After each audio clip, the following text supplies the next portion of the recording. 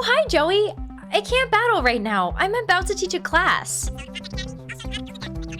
Wait, top percentage? We have to settle this right now. I'll find a substitute teacher.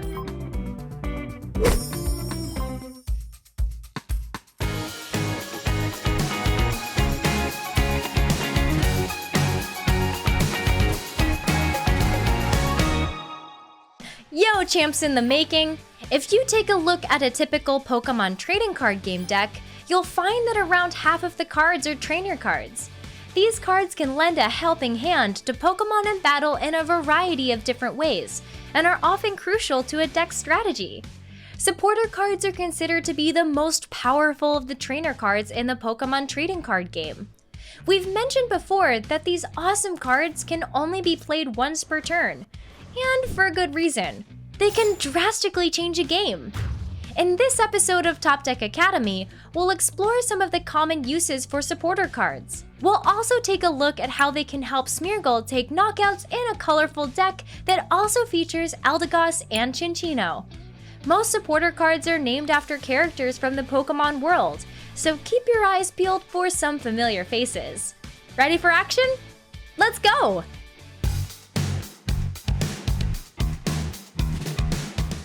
Supporter cards that draw cards from the deck play a role in almost every Pokemon trading card game battle. You will often hear these cards be called draw supporters.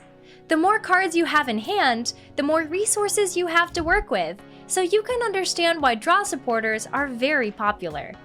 Take a look at this Smeargle and Friends deck that uses basic energy cards to do damage in an unexpected way. The strategy is to use Eldegoss's Cotton Lift ability and Cinccino's Make Do ability to fill the hand with as many different types of basic energy cards as possible. Then take a knockout with Smeargle's Live Painting attack.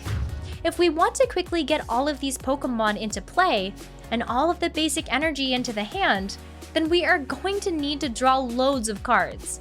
To achieve this, we have included 4 copies of the ever-popular Professor's Research, a supporter card that enables you to discard your hand and draw 7 new cards.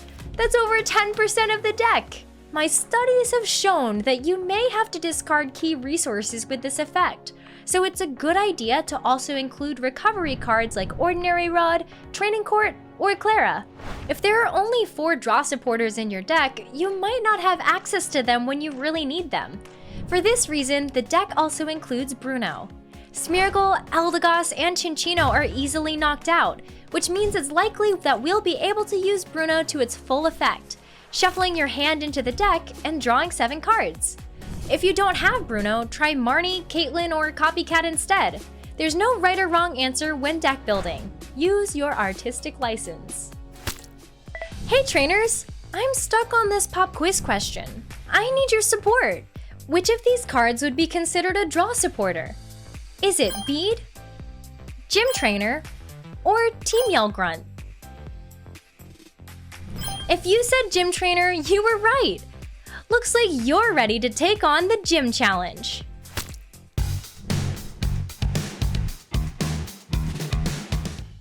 A lot of hype surrounds supporter cards that draw a bunch of cards, but you can also use some supporter cards to attach extra energy to your Pokemon, which I think is just as spicy. Remember, one of the rules of the Pokemon trading card game is that you can only attach 1 energy card from your hand to your Pokemon each turn. This puts Pokemon with a low attack cost at an advantage, and makes it difficult for Pokemon with a high attack cost to get involved in battle. That's why players often include trainer cards in their deck that accelerate energy cards onto the battlefield. Our Smeargle and Friends deck includes 2 copies of Raihan to accelerate energy to Smeargle and ensure that we can attack using Live Painting on consecutive turns. This is important because we want to keep up with or pull ahead in the prize race, which is already challenging since our deck is built with Pokemon that don't have much HP and are easily knocked out. As a bonus, Raihan also enables us to search the deck for any card, like a special energy. Luckily, Smeargle is compatible with Twin Energy, so the deck is not totally reliant on energy acceleration to be able to keep up with the opposition. This is why there are only 2 copies of Raihan in the deck instead of 4. If you don't have access to Raihan, then the Bead supporter card is a great alternative.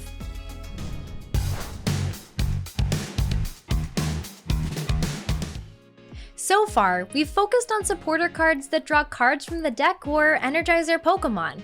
Now, let's take a look at one of the ways supporter cards can affect the opponent's Pokemon.